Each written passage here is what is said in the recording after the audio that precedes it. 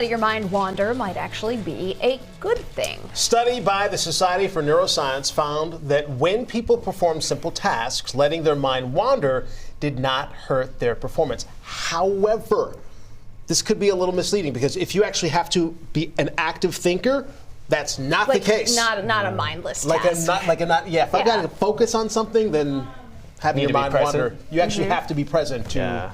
It's not necessarily a good thing, but every once in a while. I wish I had this study in my pocket, when I was like going through school. Hey, Joseph, like, throw it out. Joseph, Did you know 30 to 50% of the time our mind wanders, like of our waking hours.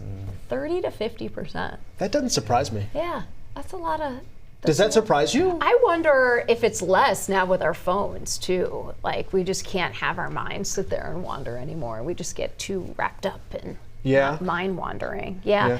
I thought this was interesting because scientists don't really understand why you would have a wandering mind, right? Like what is the reason behind this? It would make sense that you would have a focused mind, right? It would make sleep, we know, helps you recovery. But what this study might find is that this is sort of a semi-sleep when your mind wanders because your brain acts similar to how it might act while you're sleeping. So maybe you have this sort of passive state of mind. You have this unconscious learning. So maybe there is a reason for our minds to wander. The one thing that I was curious if the study was going to get into is if a lack of sleep led to more mind wandering, right. That's a sign that you did not necessarily get enough sleep, but not necessarily the case here. The other thing too is they said that it's only spontaneous mind wandering. So they didn't, when they did this study, they didn't tell people, let your mind wander. They just kept interrupting them and asking them it would just what happen. they were talking about it. So if it's deliberate mind wandering, like if I said to you, Joseph, like,